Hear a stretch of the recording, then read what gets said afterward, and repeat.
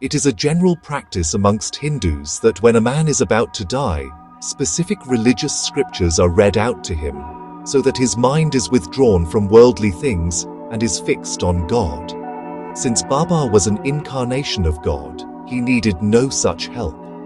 But just to set an example for his people, he followed this practice. When he knew that he was to pass away soon, he ordered a man, Mr. Vase, to read the Ramavijaya to him. Mr. Vase read the book once that week. Then Baba asked him to read the same book again day and night, and he finished the second reading in 3 days.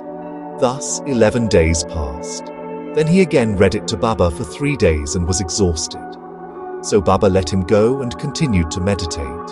He abided in his self and was waiting for the last moment. 2 or 3 days before his death, Baba had stopped his morning peregrinations and remained in the masjid. He was conscious till the end and was advising his devotees not to lose heart. After the arati, he asked Kaka Saheb Dixit and Bapu Saheb Booty to go home for lunch. A few devotees did not leave. After giving 9 rupees to Laxmibai Shinde, Baba said he did not feel well and should be taken to Booty's stone wada. Saying these last words, he leaned on Bayaji's body and breathed his last. Bagoji noticed his breathing had stopped and told Nana Saheb Nimonkar, who brought water and poured it into Baba's mouth. It came out. Nana Saheb cried out loudly, "Oh Diva!" Baba appeared to open his eyes for a moment and say, "Ah," in a low tone. It soon became evident that Baba had left his body for good. The news of Baba's passing away spread like wildfire in the village of Shirdi, and men, women and children ran to the masjid and began to mourn his loss in various ways. Some cried out loudly, some wallowed in the streets, and some fell down senseless. Tears ran from their eyes and everyone was smitten with sorrow. Then the question arose, how were they to dispose of Baba's body? Some Muslims said that the body should be interred in an open space with a tomb built over it.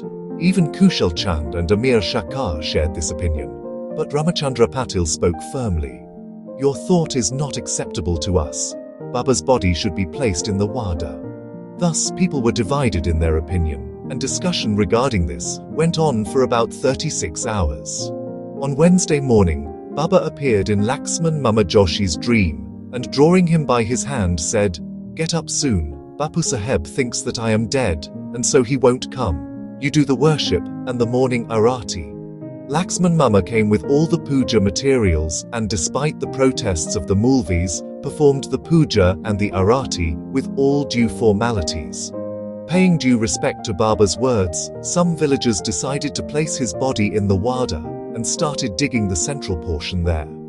Officials arrived from Rahata, Bombay and Kopergaon. After a vote, the people unanimously chose the wada. On Wednesday evening, Baba's body was taken in procession to the wada and interred with due formalities in the central portion reserved for Murlidhar. All the obsequies were duly performed by Balasaheb Bhate and Upasani Maharaj. It is not the brick, but my faith that has been broken into pieces. It was my lifelong companion. With it, I always meditated on the self. It was as dear to me as my life. It has left me today. Some may raise a question. Why should Baba express such sorrow for an inanimate brick? To this, Hemat Pant replies that saints incarnate in this world with the express mission of saving poor and helpless people. And when they embody themselves and interact with these people, they act like them. On the outside, they laugh, play and cry like everyone else. But inwardly, they are wide awake to their duties and mission. Protect my body for 3 days. If I return, everything will be fine. If I do not, bury my body in that open land and fix 2 flags there as a mark.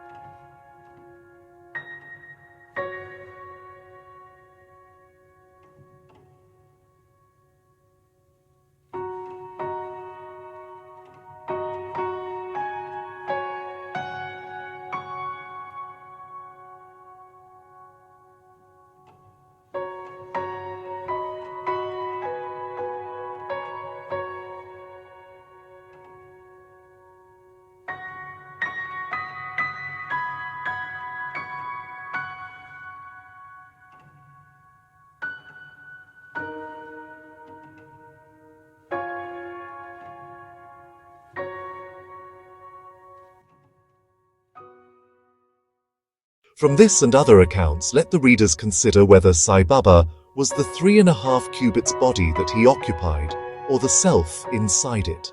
The body composed of the 5 elements is perishable and transient, but the self within isn't. It is the absolute reality which is immortal and non-transient. The pure consciousness of being, or Brahma, the ruler and controller of the senses and mind, is Sai. This pervades all things in the universe, and there is no space without it. To fulfill his mission, he assumed the body, and after it was fulfilled, he threw away the body, the finite existence, and resumed his infinite existence. Sai always lives, as do the previous incarnations of God. His passing away is only an outward aspect, but in reality he pervades all animate and inanimate things, and is their inner controller and ruler. This can be and is even now experienced by many who surrender themselves completely to him and worship him with wholehearted devotion. Though it is not possible for us to see Baba's form now, if we go to Shirdi, we shall find his beautiful lifelike portrait adorning the Samadhi Mandir. This was painted by Shamrao Jaikar, a famous artist and well-known devotee of Baba. To an imaginative and devout viewer, this portrait can even today provide the satisfaction of receiving Baba's darshana. Though Baba has no physical body now, he lives everywhere and will affect the welfare of his devotees. Saints like Baba never die. Although they look like men, they are in fact God. Hemad Pant closes this chapter with the account of Jog's sannyas, renunciation of worldly life. Sakaram Hari, alias Bapusaheb Jog, was an uncle of the famous Varkari Vishnubuva Jog of Pune. After his retirement from government service, he was a supervisor in the PW department. In 1909, he came and lived in Shirdi with his wife. He had no children. Both husband and wife loved Baba and spent all their time worshipping and serving Baba. After Megha's death, Bapusaheb performed the daily Arati ceremony in the Masjid and Chavadi till Baba's Mahasamadhi. He was also entrusted with the work of reading and explaining the Jananeshwari and Ekanathi Bhagavat to the audience in Sathes Wada. Jog, I have served you for so long, yet my mind is not calm and composed. How is it that my contact with a saint has not improved me? When will you bless me? Baba, in due course, your bad actions and their fruit or result will be destroyed. Your merits and demerits will be reduced to ashes, and I shall consider you blessed. Then you will renounce all attachments and conquer lust and palate. And thereby getting rid of all impediments, you will serve God wholeheartedly and resort to the begging bowl. Accept sannyas. Narration.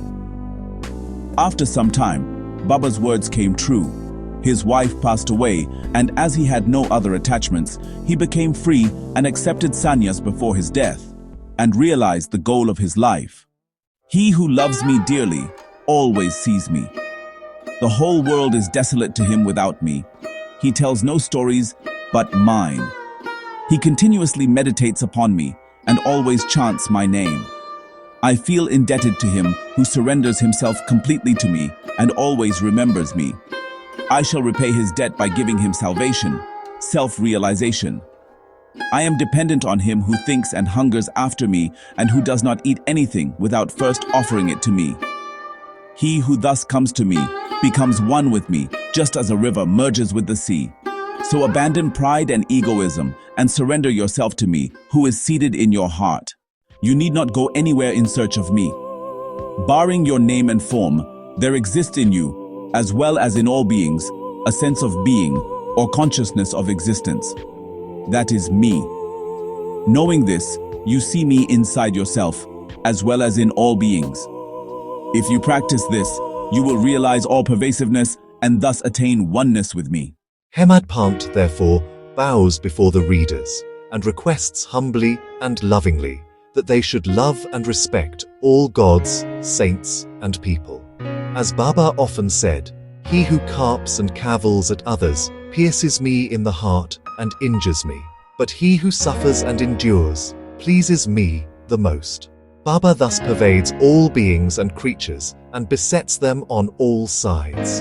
He likes nothing better than love for all beings. Such nectar and pure ambrosia always flowed from Baba's lips.